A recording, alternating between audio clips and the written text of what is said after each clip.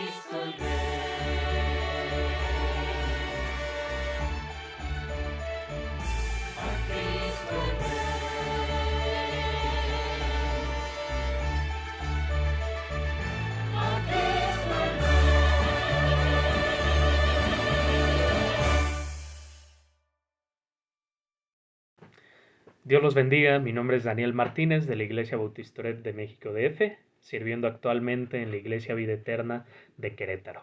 Es un gusto poder estar con ustedes, como dice Lee, un gustazo poder estar con ustedes una vez más, que a pesar de la distancia, que a pesar de que estamos lejos, podemos estar juntos como iglesia frente a una pantalla, frente al recalentado.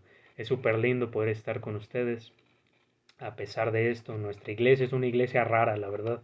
Una iglesia de personas que radican en Querétaro, que radican en la Ciudad de México, que llevan poco tiempo en Querétaro y realmente somos muy pocos, realmente pocos los que nos íbamos a quedar, íbamos a ser como 3 personas, entonces decidimos mejor hacer la convivencia, compartir esta, pues sí, en esta época importante la palabra de Dios a través de los medios digitales. Pero gloria a Dios porque, porque nació entre nosotros, ¿no? Hoy celebramos la Navidad. Jesús nació, mis hermanos. Vamos a orar para comenzar. Señor y Padre, gracias por este día precioso que nos das, gracias por esta mañana fría y por el recalentado que nos vamos a comer al rato, Señor, o que ya nos estamos comiendo.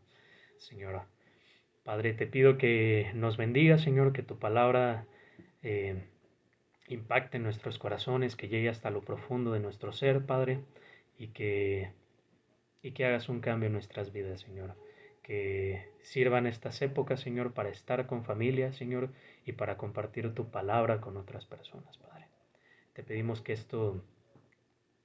que me uses, Señor, que uses a tu siervo para llevar tu palabra. En el nombre de Cristo Jesús, amén. Amén. El regalo más importante es el tema de hoy. Jesús nació, mis hermanos. Feliz Navidad. Hoy celebramos la festividad más importante para muchas personas, especialmente para nosotros los creyentes, los cristianos. Es una época que aprovechamos para hacer grandes reuniones familiares, para comer pavo, para comer el lomo, para tomar ponchecito y aprovechamos también para dar regalos que no solemos dar en todas las épocas del año.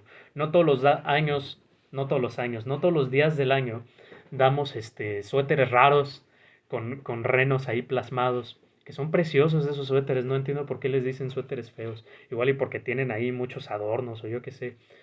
No todos los años damos pasteles, ¿no? Hay gente que hace pasteles así riquísimos de frutas. Es una época eh, en donde incluso aprovechamos regularmente para darnos cariño, darnos amor y darnos compañerismo y darnos, pues sí, entregarnos como familia los unos a los otros. Qué precioso que podamos aprovechar esta época para dar lo que no damos todos los días, pero es importante que recalquemos la razón el día de hoy. El regalo que Dios nos dio también fue algo extraordinario y poco común. Su visita, su salvación y su amor incomparable. Hoy en esta predicación especial quiero hablarles del significado que tiene esto desde 3 puntos de vista, desde la importancia que tuvo en el tiempo de Jesús, la importancia que tuvo para los que lo rodeaban, para los que rodeaban aquel acontecimiento y por último la importancia que debe de tener para nosotros. Vayamos al pasaje, mis hermanos, que no lo tengo preparado.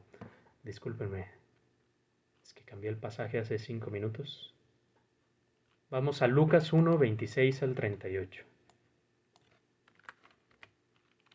Lucas 1, 26 al 38. Discúlpenme. A los 6 meses Dios envió al ángel Gabriel a Nazaret, pueblo de Galilea, a visitar a una joven virgen comprometida para casarse con un hombre que se llamaba José, descendiente de David. La virgen se llamaba María. El ángel se acercó a ella y le dijo: Te saludo, tú que has recibido el favor de Dios. El Señor está contigo. Ante esas palabras María se perturbó y se preguntaba: ¿qué podía significar este saludo? No tengas miedo, María, Dios te ha concedido su favor. Le dijo el ángel: quedarás encinta y darás a luz un hijo, y le pondrás por nombre Jesús. Y él será un gran hombre y lo llamarán Hijo del Altísimo.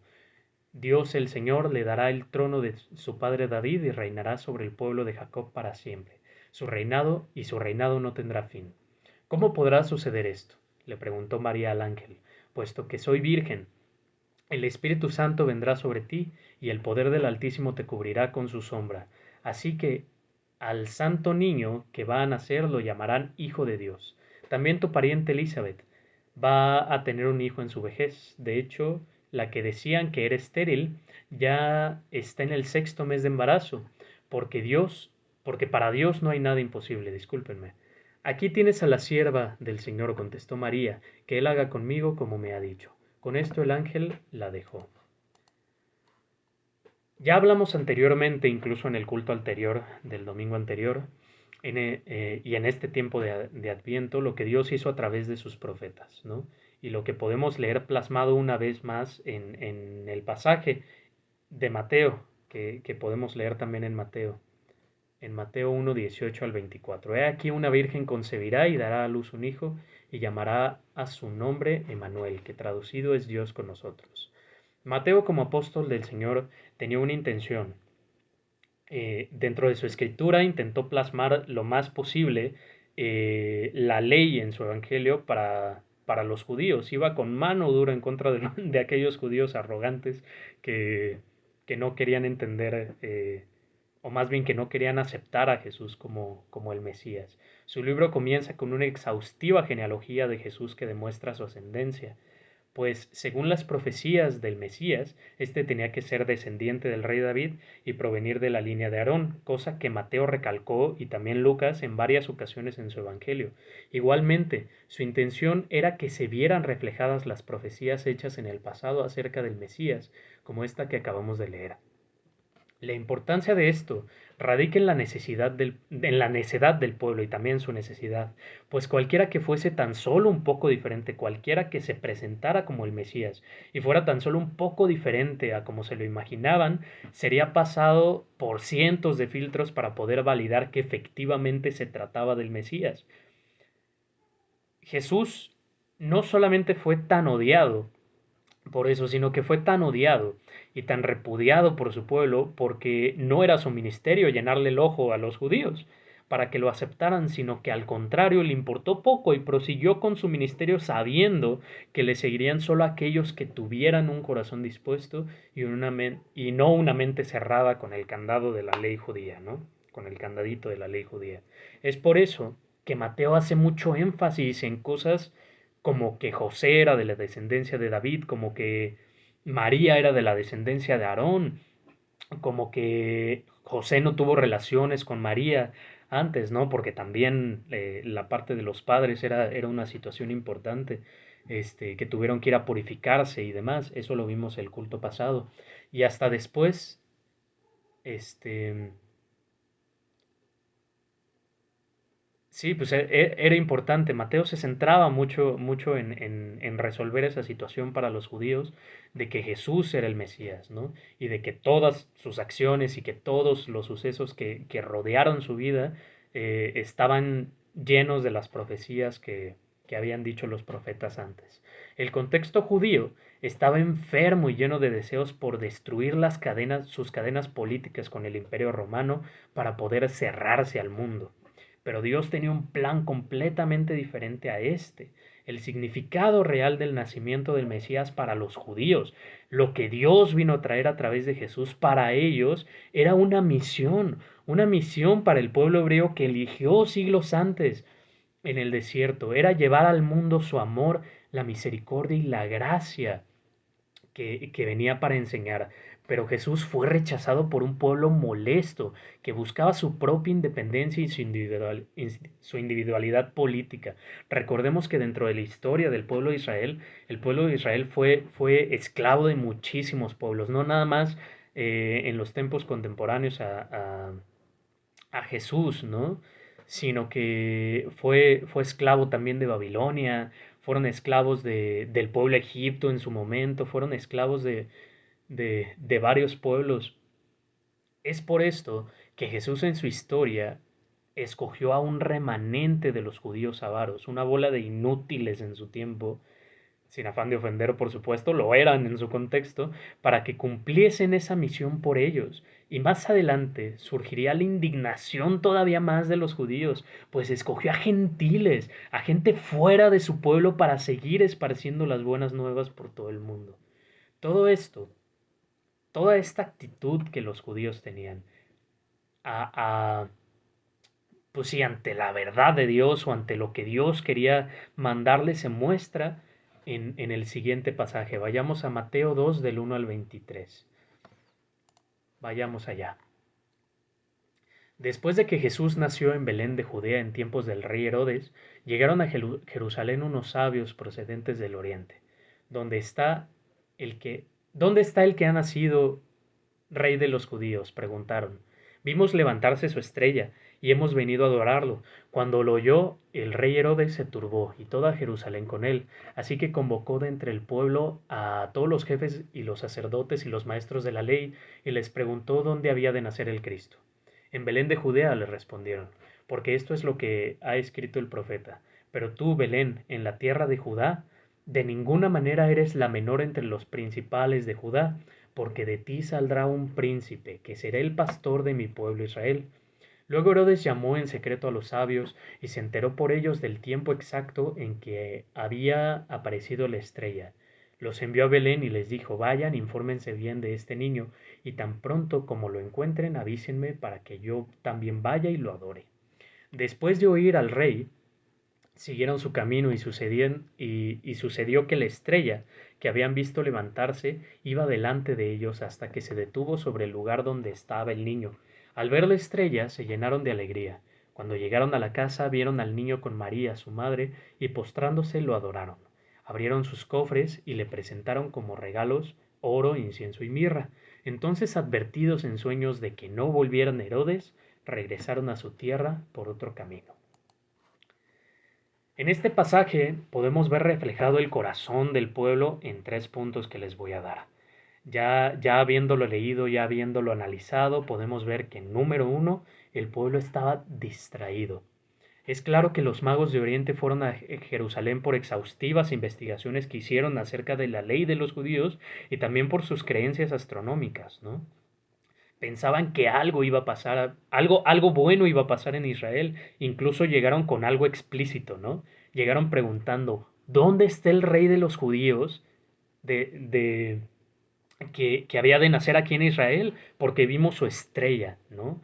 Y los judíos de aquel tiempo, incluso el rey Herodes, se quedaron con una cara de confundidos. Yo nada más me imagino así con cara de, y estos vatos qué, ¿no? ¿A qué vienen o qué? Pero aún estos incultos que los judíos, que eran tan discriminatorios, consideraban a los científicos que esto eran los magos, no eran ni reyes, pero eran magos, consideraban a los científicos y paganos como inferiores, ¿no? Y aún estos que consideraban inferiores, que probablemente eran paganos, que adoraban otros dioses, notaron las señales que Dios les estaba dando a los judíos directamente de que su rey nacería. Vemos un pueblo que no estaba preparado, a un pueblo que no estaba vigilante discúlpenme, que no estaban al tanto ante las señales del Señor, ¿no? Eran como aquellas vírgenes que no tenían preparada ¿cómo se llama? Su lámpara con aceite, ¿no? Y que tuvieron que salir y que después cuando regresaron no fueron recibidas. Nos muestra a un pueblo de ignorantes y lejanos a Dios, ¿no? Número dos, podemos ver la arrogancia del pueblo del rey Herodes, por parte del rey Herodes. El rey Herodes mandaría con cara inocente e intenciones perversas a los magos para que buscaran al Mesías con el fin de matarlo y que no le fuera arrebatado el título de rey de Israel. Hablamos de un hombre arrogante, que a pesar de que le fue citada la profecía y a pesar de que sabía que era un plan de Dios que beneficiaría a su pueblo, no estaba dispuesto a ceder por nada del mundo su reinado, ¿no? Van a ser otro rey. Yo soy el rey de Israel, ¿no? No puede haber otro rey, ni y que lo mande Dios si quiere, pero yo lo voy a matar, casi, casi. Al punto de que cuando se enteró que los magos se fueron, mató a cientos de niños inocentes con el fin de que su reinado prevaleciese, con el fin de que este llamado rey de los judíos no se levantara y no lo derrocara, ¿no? Sabemos, por supuesto, que el plan de Jesús no era un plan político, pero para él, principalmente era un peligro, ¿no? Nos muestra a un pueblo arrogante que estaba dispuesto a ponerse al tú por tú con Dios para prevalecer en sus malos caminos. Y fue muy obvio el resultado. Meses después, el rey Herodes, tal vez años, tengo entendido que meses, porque no duraron mucho tiempo en Egipto cuando Dios mandó a José y a María y al niño a Egipto, pero no duró mucho su vida, ¿no? El resultado fue notorio, ¿no? El reinado de Herodes quería que durara muchísimo tiempo y para eso no quería ser derrocado y murió unos meses después. Y número 3, nos muestra un pueblo herido. Todas las decisiones que del rey Herodes fueron perjudiciales para su pueblo y para su gobierno, para sí mismo. Hablamos de un pueblo arrogante que tomaba decisiones que hacían que se diera topes contra sí mismo. Si vamos al Antiguo Testamento vemos cómo una y otra vez Dios intenta de alguna manera guiar a su pueblo, incluso desde el principio, ¿no? Vemos un pueblo arrogante desde el desierto. Señor, ¿por qué no sigues dando maná? Danos carne, ¿no? Pues ahora les voy a dar carne hasta que les salga por los oídos, ¿no? porque porque era un pueblo arrogante, era un pueblo que no estaba dispuesto a escuchar a Dios, que no estaba dispuesto a ser guiado por Él. Todas sus malas decisiones, desde la salida de Egipto hasta esta época, les trajeron desgracias. Y en múltiples ocasiones Dios les avisó de peligros que enfrentarían, pero fueron realmente pocas las veces que escucharon. Y esta no fue la excepción. El pueblo estaba herido por su historia y Dios tenía un ungüento para sus heridas, pero ellos lo rechazaron. ¿Por qué? Porque ellos esperaban un ungüento diferente. Ellos esperaban ser liberados de manera política. Ellos esperaban poder, sí, pero no esperaban este amor y la gracia y cosas bonitas y flores. No, ellos lo que querían eran armas de destrucción masiva para poder gobernar el mundo. Era lo que pensaban los judíos de ese tiempo, ¿no? Que en algún momento todos se inclinarían en, en, en el monte a Dios, pero ellos pensaban tal vez de una manera muy arrogante, que ellos serían, que se inclinarían más bien ante ellos y no ante Dios, ¿no? El nacimiento de Jesús fue de gran importancia para aquellos que decidieron estar atentos, para aquellos que escuchaban la voz de Dios.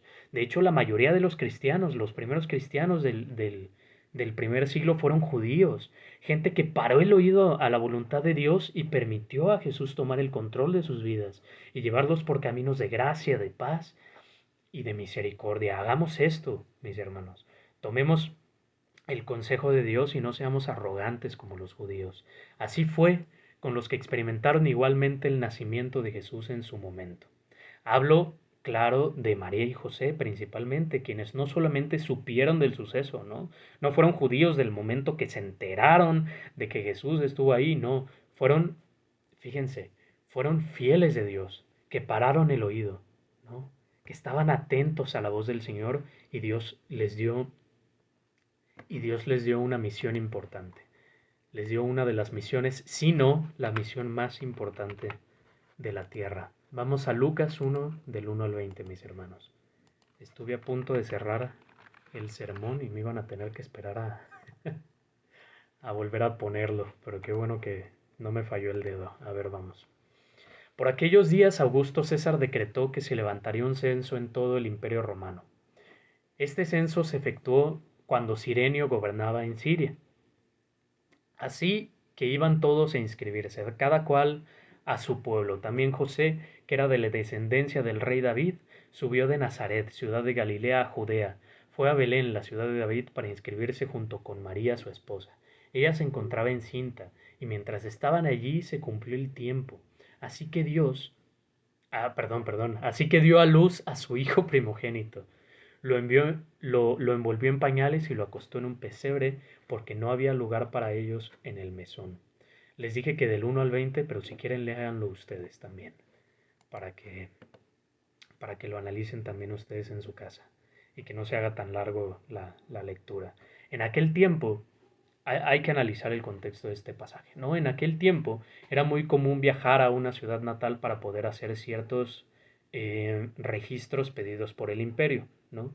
Estamos hablando de que no había un INE, una organización de ese tipo, que se posicionara en cada ciudad de Israel, ¿no? Era realmente necesario el que la gente se fuera así en caravana, para poder hacer ciertos, pues sí, mandatos que el Imperio Romano los ponía a hacer, ¿no? Y esta vez no era la excepción, ¿no? José tenía que ir a Belén para poder registrarse y fue acompañado de María, su esposa. Viajaron unos 120 kilómetros, que más o menos yo diría que desde el centro de Querétaro, ya 100 kilómetros ya es Guanajuato, ¿no? Hacia el sur de la ciudad, ¿no? Como al sur, este, oeste, no sé, estoy confundido, ¿no?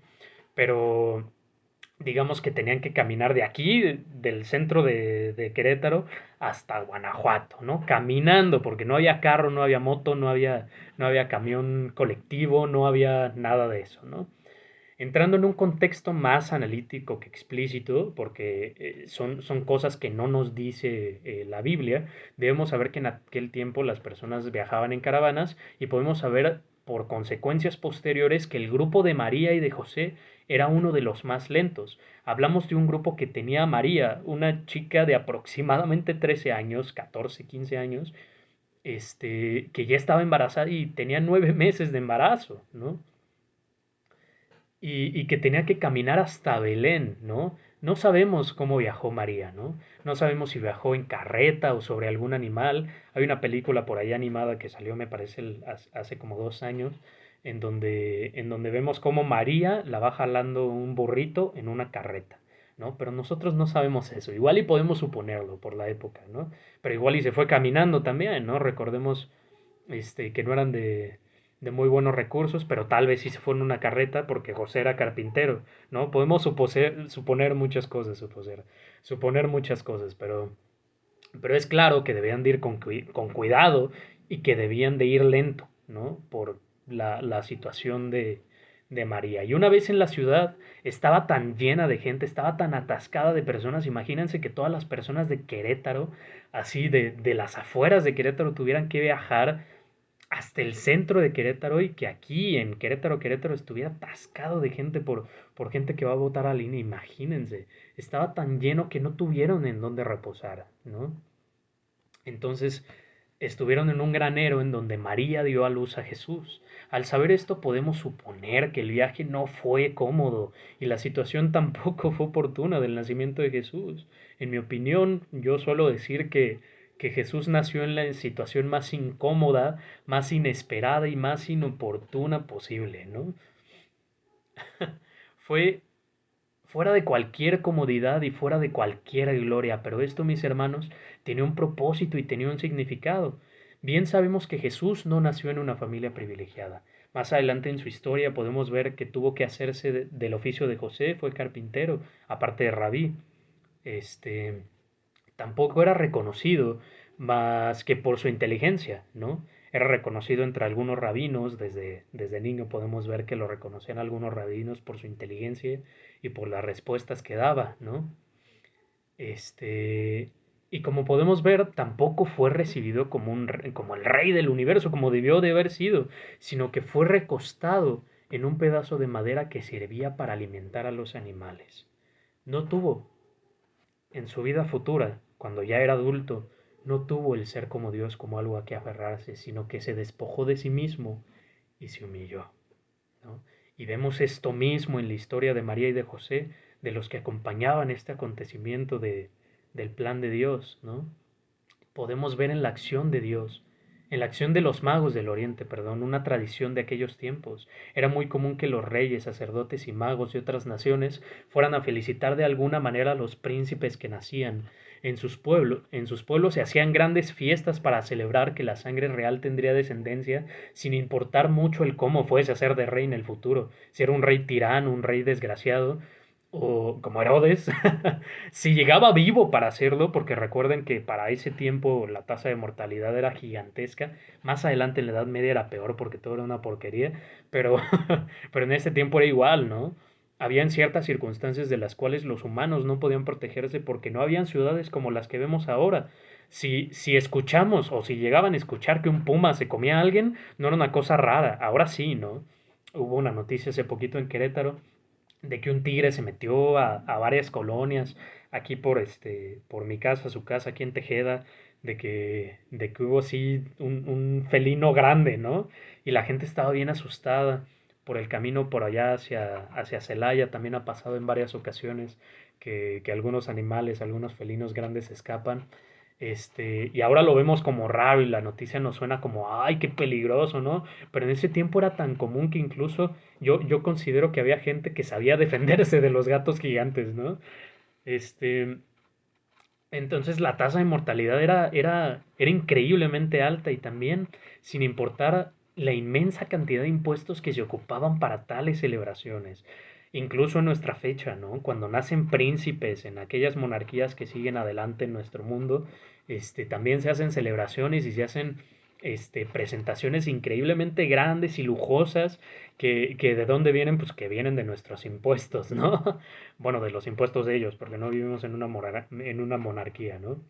Este, pero el nacimiento de Jesús no fue así. El nacimiento de Jesús no requirió de impuestos de la gente. El nacimiento de Jesús no fue como el de un rey debía de ser, ¿no? Y esto fue con un propósito. Jesús se despojó de toda gloria naciendo de la manera más incómoda, inesperada e inoportuna, como un mensaje, para que no viéramos a Jesús como un Dios inalcanzable, como a la fecha vemos a algunos gobernantes en el mundo. Se hizo el más pequeño de entre los pequeños para que pudiésemos ver que está más cerca de lo que imaginamos, que está más cerca de lo que creemos. Hay un argumento ateo que, que antes yo creía, que antes yo hablaba mucho con los cristianos, que era que si Dios existe, está, es tan grande y tan magnífico que seguramente ni nos ve, ¿no? El argumento por el cual nosotros hablamos de la grandeza de Dios, de que nosotros somos tan pequeños y a pesar de que Él es gigantesco, más grande que el universo, Él nos ve. Los ateos lo ven como una forma de decir, no, pues es que si es tan grande, entonces ¿para qué se interesaría en nosotros, no? Pero, pero ahí está la cosa. Y es por eso que nos sorprende tanto el amor de Dios y su interés por la humanidad, ¿no? También en el pasaje vemos cómo Dios a través de sus ángeles llama a la gente más humilde del pueblo para adorar al niño. Jesús nació rodeado de animales, de dos personas con un corazón humilde y dispuesto y adorado por humildes campesinos, débil, indefenso y pequeño como cualquiera de nosotros. Imagínense estar en ese momento, ser alguno de los campesinos, alguno de los pastores que se acercaban. Como dijo el pastor, alguna de las mujeres solidarias que estaban por ahí cerca del granero para ayudar a María a dar a luz, ¿no? Imagínense estar en la situación en la que, en la que el rey del mundo, el rey del universo nació en una situación tan inesperada, como un mensaje para nosotros, como un mensaje, un, un suspiro, no sé cómo se dice, se me fue la palabra, discúlpenme, como una palabra bajita, diciendo un susurro, diciéndonos, yo estoy aquí y vine con ustedes para que ustedes me reconozcan, para que ustedes me vean, de tal manera en que ustedes puedan verme y yo pueda relacionarme con ustedes. Gloria a Dios.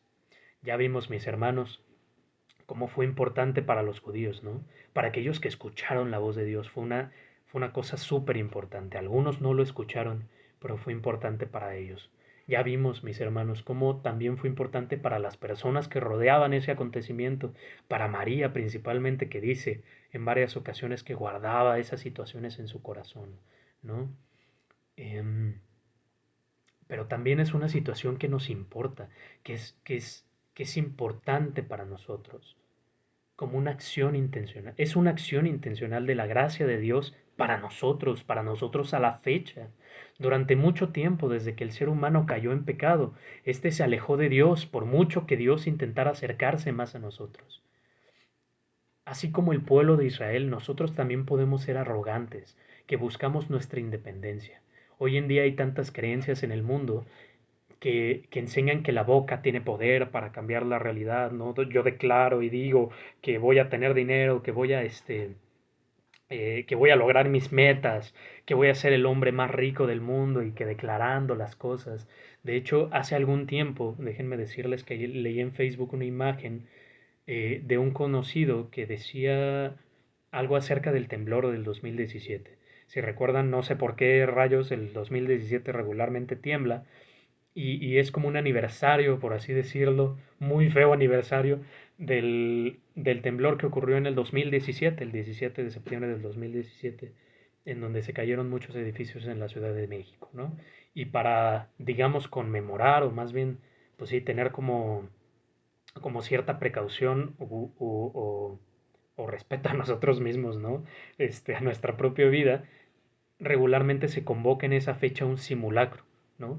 Y hubo una cantidad inmensa de gente que estaba en contra de que se hiciera un simulacro, ¿no? No, porque si hacemos un simulacro, no sé qué, vamos a llamar al temblor y no sé qué. Yo le respondí a esa persona, a la persona que publicó que no debería de haber un simulacro, porque iba a temblar, ¿no? Sí tembló, por supuesto, pero yo le dije a la persona, el ser humano lleva 12.000 años en la Tierra, como un aproximado, ¿no? Si hablamos de la evolución para acá, el ser humano ya pensante, hay más o menos ahí rascando piedra para sacar fuego, o rascando piedra para sacar una lanza para poder cazar animales, llevamos unos 12.000 años en la Tierra. Y el planeta tiene unos 4.000 millones de años.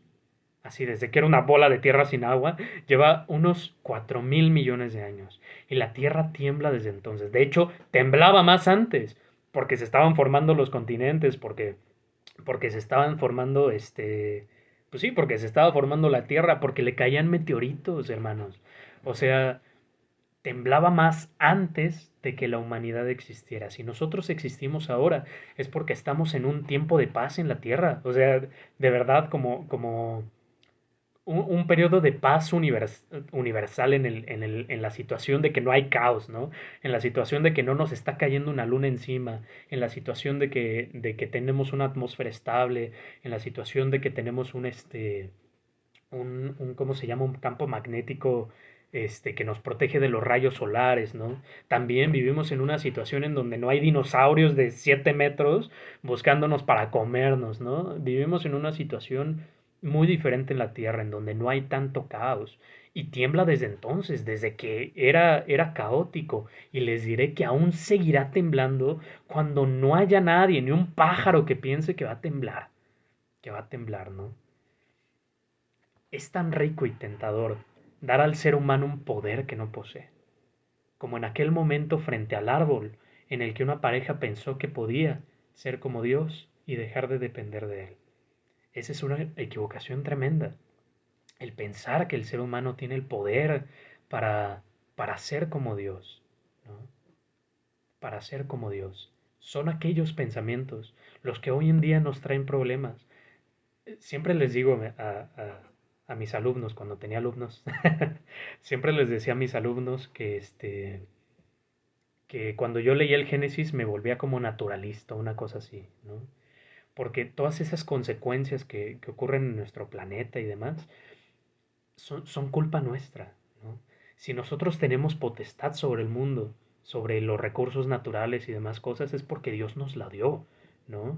Y lo dice la palabra de Dios, ¿no? En Génesis, yo tengo todo esto para entregártelo a ti. Y tú tienes a los animales, a los árboles, a la tierra, al oro, lo que tú quieras, y es para ti, tú lo tienes que administrar de la manera en la que se te dé la gana, ¿no? pero el ser humano ha sido tan arrogante y ha querido tomar tanta posesión de todo lo que está en nuestro mundo y hemos sido tan irresponsables. Hemos sido, porque pues yo también soy humano, ¿no? Que hoy en día vivimos en una situación deplorable ambientalmente hablando, ¿no? Deplorable ambientalmente hablando y espiritualmente hablando igualmente. Dios nos da la potestad de nosotros tomar las decisiones que nosotros queramos. Nos dio el libre albedrío para que le aceptemos o no le aceptemos, ¿no? Y que nosotros hagamos ahora sí que con nuestras posibilidades lo que nosotros pudiésemos hacer, pero nosotros decidimos tomar todo para nosotros, de forma egoísta, sin buscar por el otro, sin amor al prójimo. Dios vino y se encarnó entre nosotros para que dependamos de Él, mis hermanos.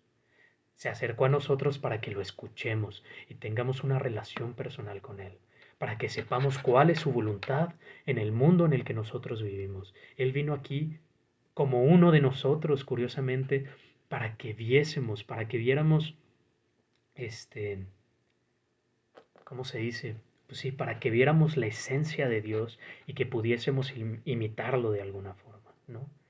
Es por eso, mis hermanos, que el día de hoy, como desafío, les invito a que aceptemos el regalo más importante que Dios nos dio al ser humano. Jesús no nació debajo de un árbol lleno de esferitas y de luces. Nació debajo tal vez de una carpa de paja, de una carpa de paja, en un granero tal vez lleno de animales oliendo mal, ¿no? Y fue acostado en un pesebre. Y fue así, mis hermanos, para que nosotros supiéramos lo cerca que está de nosotros y lo cerca que, más bien, y lo fácil que es que nosotros le aceptemos en nuestro corazón, mis hermanos. Así que hoy les invito a que tomemos esa decisión, a que no seamos como aquellos judíos egocéntricos, que no seamos como aquellos que le han rechazado a lo largo de la historia, ¿no? Sino que le aceptemos, que lo busquemos y que vivamos a su forma, no religiosamente, no aceptando sus leyes de manera en que no, yo tengo que ser bueno, no, yo tengo que ser santo, porque no es nuestro objetivo principal, ¿no? Él hace ese trabajo por nosotros. Nuestro único trabajo es acercarnos a Él y dejarnos cambiar por su maravillosa gracia y su misericordia. Dejar que Él nazca en nuestros corazones, mis hermanos. Oremos. Señor y Padre, gracias por venir, Señor. Gracias por estar con nosotros, porque viniste hace unos 2000 años, Señor, de una manera extraordinaria, siendo un regalo navideño inesperado, inoportuno y, ¿cómo se dice? Un regalo inesperado, inoportuno y grande para nosotros, Señor. Gracias, Señor, porque a pesar de que somos pecadores, tú estás con nosotros, Señor. Que a pesar de que nosotros decidimos de alguna manera independizarnos de ti, tú no te independizaste de nosotros, Señor. Y tú siempre nos tienes en tus manos, Padre. Te pido, Señor, que cuides a mis hermanos, Señor. Que todas estas palabras que hoy escuchamos, Señor, que no entren por un oído y salgan por el otro, Señor, sino que se guarden en nuestra mente y en nuestros corazones. De manera en que podamos dejar que tu palabra nos afecte directamente, Señor, y que nos cambie desde el interior, Señor. Gracias, Padre. Gracias, Padre. Feliz cumpleaños. En el nombre de Cristo Jesús. Amén. Amén, mis hermanos. Dios los bendiga.